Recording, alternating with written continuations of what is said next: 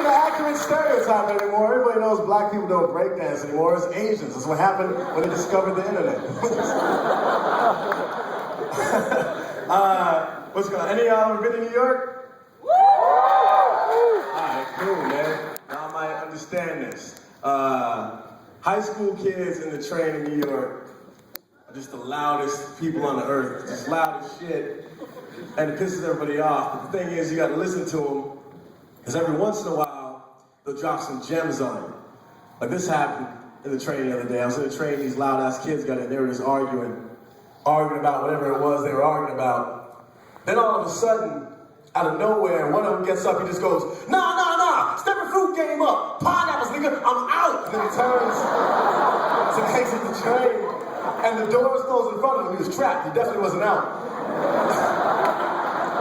And he turns back to the kid he was talking to, he's just like, man. And I thought that I had misheard this kid. I thought there was no possible way that I'd heard this kid correctly. Couldn't be. But then when the next train stop came, he got up again, he's like I said, the grapes ain't doing shit. Pineapples got the antioxidants, nigga. I'm out the door. He turned and he left. That time he was actually out. And I learned a lot of things from that kid in that moment.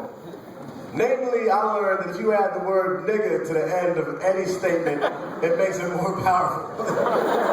This is a fact. You can be like, man, I gotta get home, feed my cat. I'm like, all right, this is gotta get home, feed his cat. But he's like, man, I gotta get home, feed my cat, nigga. All of a sudden, I'm like, oh shit, nigga, why you still here? Yo, Whole Foods having sour cream, get that cat back, It's true, man, it's true. Try it today. Well, most of y'all probably shouldn't try it, but look. I don't know, man. This is probably gonna sound, this is definitely gonna sound crazy. I sometimes wish that white people could say nigga. Hear me out, right? I wish that there wasn't the racial connotation to the word that there is, because to me, it's just a fun word, right? Like, we all know there's a story of the guy who ate the other dude's face. Everybody saw that. That happened. That was a thing. There was another thing, I don't know if you heard about it, the guy who ate somebody's brain and heart. 2 other incidents of people bit off parts of somebody's arm. All these people were black. I just wish at some point there could be a news station that comes on just like, that's it for the weather. When we get back, it seems like niggas have gone absolutely bonkers. You can't tell me that there's a greater combination of words in that, because there's not. It's my favorite word in the entire English. I say nigga all the time. When I say nigga, I feel like I'm floating when I say it. Like, you, dude in the red, do you know what it feels like to float? Nah, of course you don't, because you're white, you can't say nigga. I almost feel like it's selfish for me to keep all this fun to myself. I used to date this girl, Stephanie, back in the day. Blonde-haired, blue-eyed, short. She was white.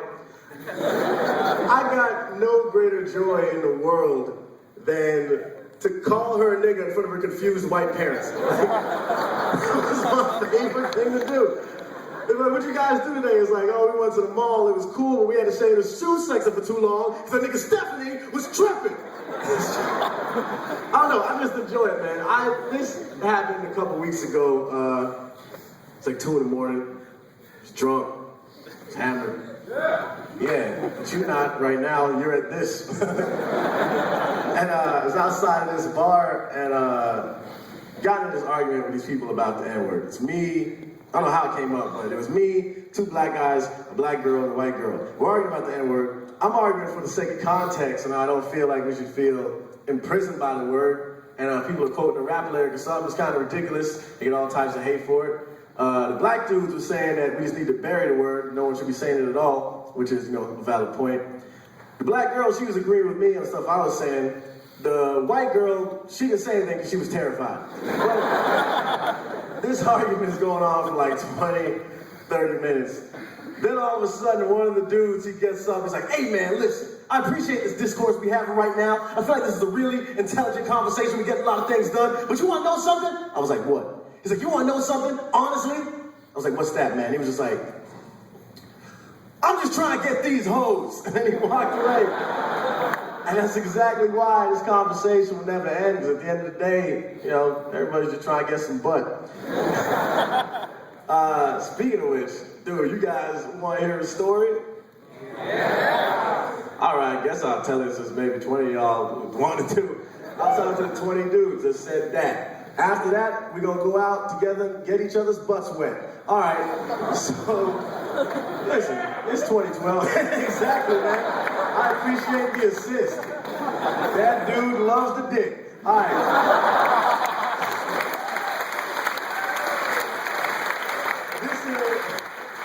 This is a story from a little bit ago. There was this girl, right? This beautiful Australian model with all types of butt and breasts. It was very exciting. And she was harder than me on OkCupid of all things, which is crazy, because my profile on OkCupid is completely ridiculous. It's completely insane. I'm going to read to you what my profile says so you understand where I'm coming from. This is my real profile on OkCupid. It's auto-tuned forever. You can follow along on your phones if the authenticity of this joke is something that you care about. So, it starts off pretty tame, right? Like, I wasn't trying to get too crazy at first. It starts off like this. My self-summary. I was sent here to destroy the world. It's pretty tame, right? But then after that, I decided to get completely ridiculous, and I wrote the rest of my profile as basically stuff that Shang Tsung from Mortal Kombat would say. So, what I'm doing with my life, trying to organize a tournament in which people from this realm will battle those from mine in one-on-one combat, ultimately deciding the fate of the world. I'm really good at backflips, uppercuts, high punches, and low punches. The first things people usually notice about me is my height. And then they realize that I am also floating. And the most private thing I'm willing to admit is, I already shouldn't have told you about the tournament. It is not yet time. Now, this girl, she sees this profile and decides to send me a message. The first of which is, hey, you seem really different than all the other guys in this site. And I'm thinking it couldn't have been serious at this point, so I wrote back, yeah, it's probably because of all the souls I've taken. And it becomes, she's like, oh, that was very funny. We start going back and forth, and it becomes a real conversation. Finally, she's like, hey, you know, maybe we should meet up sometime, go do something. Now, naturally, given how fine this girl was, and that's how it started off, naturally, of course, my first thought was that this was a plot to take my kidneys. Like, of course, that's what's gonna happen. I was gonna think I was gonna meet this girl up, instead it'd be some Indian gangsters that get stabbed up, end up in an ice tub someplace. That's the one thing I know about Indian gangsters, is that they love free kidneys. It's a fact. Take that home with you. It's actually, that's not a fact. It's actually incredibly racist. Don't say that to anybody if you don't. It's gonna hear from me. But your boy was intrigued, right? Your boy is Kevin Barnett, that's me. Your boy was intrigued. I decided to tell the girl to come to a show. I figured there'd be other comedians there in an audience, so we wouldn't have to worry about getting stabbed up. I told the girl to come to the show. She comes, and it was her. It was the girl from all the pictures. It was great. I was pumped. Your boy was smooth, right? I set it off and went down. After a while, we started dating. It was great, because clearly I didn't deserve any of that. Then out of nowhere, she just stops talking to me, right? She just goes cold. Hadn't heard from her in a while. A couple months go by. Finally, I get her on the phone. I'm like, yo, what happened? And we just disappeared. You didn't say anything. You just said that's kind of fucked up. You just vanished. You didn't say a word. And she told me that apparently she'd been hanging out with John Legend and all types of other famous R&B singers and rappers, and that my lifestyle no longer matched hers. Yeah, is what you said. And she's like, are you mad? And I was like, mad? John Legend, are you serious? That nigga ain't doing shit. I run the biggest multi-dimensional martial arts tournament in the universe. You messed up. I'm going to the zoo. And then I hung up the phone, went to the zoo, and appreciated that wolves exist. It was a great day. Small victories, yo. I'm out here trying to teach lessons. Yo, check this out, man. Y'all didn't know this about me before I said it, but you about to know it. It's gonna be like, oh, man, what a cool guy. A lot of girls that I meet in the bar or the club, they think of me as a creep or a weirdo. And It's not because I don't know how to talk to girls.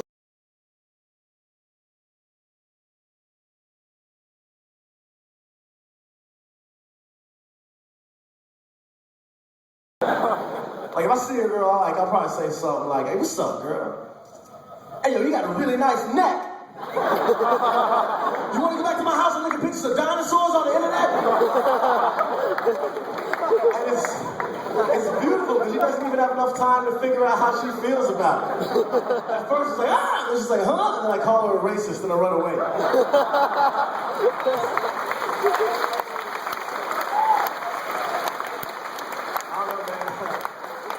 I think of a lot of these things, I got too much free time right now. Like a lot of free time during the day, got nothing to do. And because I got so much free time, one of the things I've always wanted to do is just like buy a suit and a briefcase and just go to a busy place like Wall Street and pretend like I'm late for something. And then I'll just like bump into people, a briefcase will break open, I'll be like, "Oh no, the documents!" It opens up, it's just drawings of dragons and Loch Ness Monster. That's what I care about, you know? I'm a man-child, I got no real concerns in the world. But it's like right now I got all these bills I can't and won't pay. What are they gonna do to me? Repossess my stuff? Please. I own like literally one thing. And if it got to the point that I thought the IRS would come knocking, I'd just hide my Xbox at my friend's house. Can't stop this hustle, son. This is what I do. My mom's been hating, she don't understand this. She don't understand this life. How old, most of y'all are here, you guys are freshmen, right? What? Like it's a mix, half and half? Whatever? Alright. So you guys are in school and shit, you think you got bright futures. But who knows what's gonna happen? Maybe half of y'all will become like great horse riders or something. That's not even an insult. What is that? If you were a really good horse rider, you probably have a great life. Either way. My mom is just always hating because she doesn't understand this whole comedy thing. She's trying to tell me I need to give up this foolishness, go out there and get a real job. But the thing is, it's like, I want to ask her, it's like, wasn't she the same lady who told me when I was a kid I could grow up to be whatever I wanted to be? And it's like, why is she trying to stop me from becoming the best at Mario Kart? Like, that's what I'm trying to reach, man. But she's like, you need to grow up. I kind of feel like I won't end up growing up, though. I'll probably just shoot past this point I'm at right now and just end up with some old senile dude, forgetting what's real in my life, like what actually went down.